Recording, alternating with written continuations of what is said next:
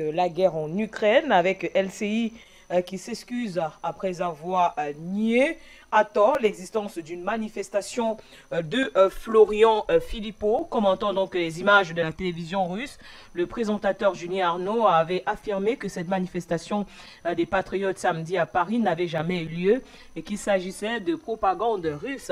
Il a reconnu donc mardi son erreur. C'est une erreur regrettable et j'en suis désolé.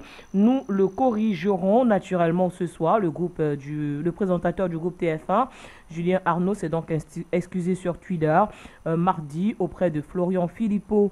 Et pour cause, au cours de l'émission Un œil sur le monde, il a affirmé lundi soir que la manifestation organisée par le gouvernement Les Patriotes n'avait jamais eu lieu et que celle-ci n'était qu'une intervention des médias russes à des fins de propagande. Sauf que la manifestation peu médiatisée en France a bien eu lieu, comme les passants ont pu le constater samedi après-midi. Et les images diffusées par la télévision russe sont donc authentiques. Après un débat en plateau sur l'efficacité des sanctions économiques contre la Russie et les réactions contrastées qu'elle suscite en Europe, Julien Arnaud a ensuite accusé la chaîne de télévision Russia One, détenue par l'État russe et dont la ligne éditoriale est alignée sur la propagande du Kremlin de manipulation. Le présentateur de TF1 SCI embraye ainsi: regardez d'ailleurs comment les Russes utilisent ces divisions pour les monter en épingle. On l'a vu ici en Europe, mais aussi chez eux en Russie. Si l'on en croit le sujet que vous allez voir maintenant, on est très divisé en Europe, ça d'accord, mais aussi en France. Vous allez être un peu surpris. Regardez. Alors, on va rester sur cette actualité et recevoir dans ce journal notre dernier invité. Il s'agit de Gamal Abina. Bonsoir à vous, cher monsieur. Après une, on va dire, distorsion de l'information par un journaliste, LCI a donc décidé de s'excuser après avoir nié l'existence d'une manifestation de Florian Philippot. Et voilà donc quel commentaire faites-vous sur ce va-et-vient effectué par, on va dire, ces journalistes. C'est vrai que c'est pas bien de tirer sur les confrères, mais une chose est sûre, ils ont nié une information qui pourtant s'avérait plutôt vraie. Alors quel commentaire faites-vous sur cette actualité? Bonsoir une fois de plus. Bonsoir. Donc, je ne crois pas un instant aux propos du journaliste qui savait parfaitement qu'il y avait une manifestation, sauf qu'aujourd'hui, la France, qui se positionne comme soutien à l'Ukraine, est donc dans une posture de propagande de guerre. Et les journalistes qui sont payés évidemment pour faire un travail, lorsqu'il y a une propagande de guerre, sont obligés de suivre le mouvement.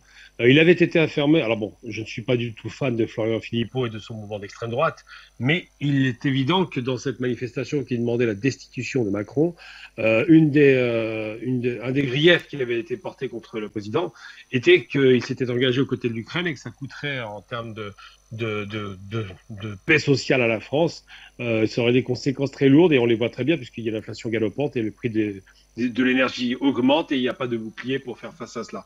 Donc le journaliste n'était pas dans une situation de s'être trompé puisque Florian Philippot, qui est un homme politique de premier plan malgré tout, avait prévenu les rédactions en règle générale. Il ne s'entend pas avec l'AFP, mais ils savaient tous, puisque la manifestation se tenait au pied de la Bourse de Paris et donc de l'AFP, tout le monde était au courant de cette manifestation et des revendications qui étaient portées par elle.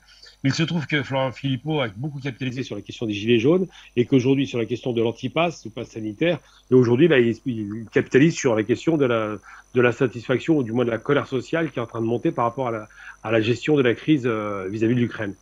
Et je ne crois pas à ces excuses parce qu'évidemment, dans l'émission que j'ai eu l'occasion de regarder d'ailleurs, très intéressante émission, on se rend bien compte que non seulement elle considérait que les Russes faisaient de la propagande outrancière, évidemment les Russes font la propagande, mais prétendaient que les Russes mentaient. Là, on passe à autre chose. La propagande, c'est habiller la vérité de certains mensonges. Mais là, une information telle qu'une manifestation anti-Macron par rapport à la guerre en Ukraine, en partie vraie, évidemment, il n'y a pas que ça, est une information quand même qui n'est pas anodine. Les Russes expliquent que les populations européennes commencent à se désolidariser de la question ukrainienne parce qu'elle commence à être impactée économiquement. Et lorsque Florian Philippot annonce une manifestation, tout le monde sait qui il est et pourquoi il le fait.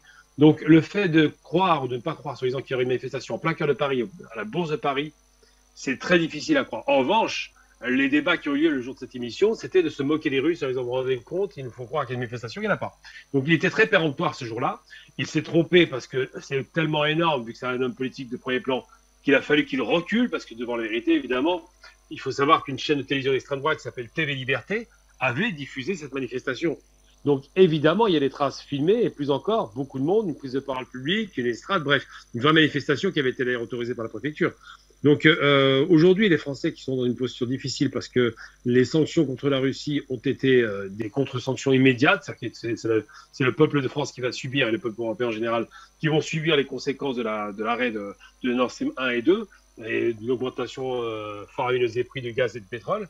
Eh bien, il va y avoir une gronde sociale qui va augmenter, qui va être croissante, qui est consécutive déjà à la crise du Covid, évidemment, qui est consécutive à tout un tas de mouvements sociaux qui préexistaient avant le Covid et qui vont certainement être amplifiés avec cette crise ukrainienne qui, évidemment, très rapidement, va devenir une crise de trop pour les Français. Ils vont considérer qu'ils n'ont pas supporté ce qui se passe en Ukraine, qu'il aurait peut-être mieux valu aller sur la table de négociation immédiatement pour éviter cette catastrophique situation économique et qu'évidemment, eux qui n'ont rien demandé à personne, se retrouvent solidarisés d'un peuple qu'ils ne connaissent pas, pour un territoire qu'ils ne connaissent pas, pour des Slaves qu'ils n'ont jamais rencontrés et pour des questions de démocratie qui sont assez fumeuses. Donc oui, il est au courant, évidemment, comme toute la France, qu'il y avait des manifestations qui sont à venir, qui vont être croissantes et importantes. Ils sont au courant de la grogne sociale qui était attendue pour la rentrée, il n'y a aucune surprise là-dessus. Et ils sont aussi au courant que les Russes, évidemment, dans le jeu qui est le leur, rappellent que les Français ne sont pas forcément solidaires de leur gouvernement et de leurs dirigeants. Donc oui, c'est un journaliste qui fait croire qu'il ne savait pas, il le savait, je pense qu'il ment. Simplement, je dis haut et fort, il ment.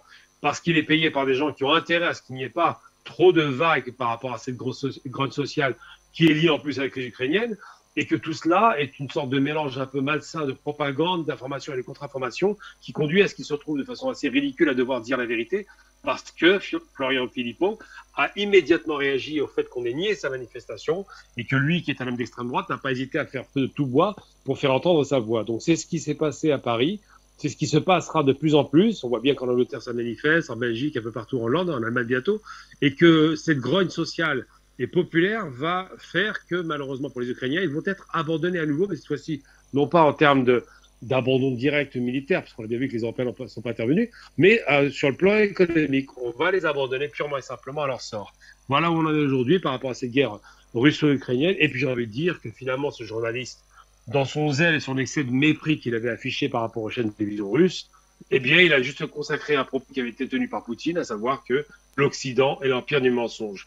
Quand ils sont dans une démarche de propagande verte, en l'occurrence, c'est ce qu'on a aujourd'hui, ils sont capables de produire des mensonges tellement éhontés que ça en devient pathétique.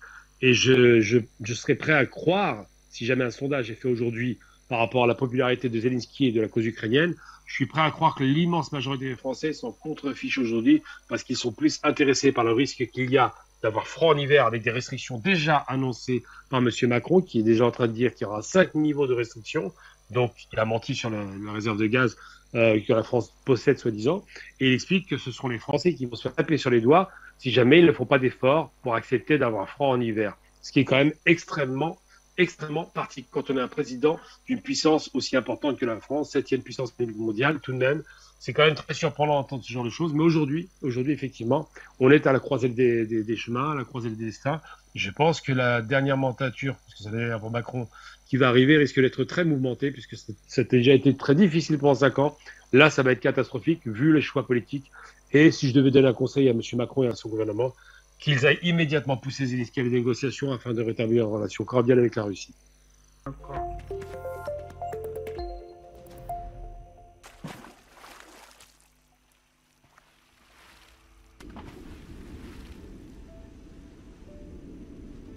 Afrique Média. Le monde, c'est nous.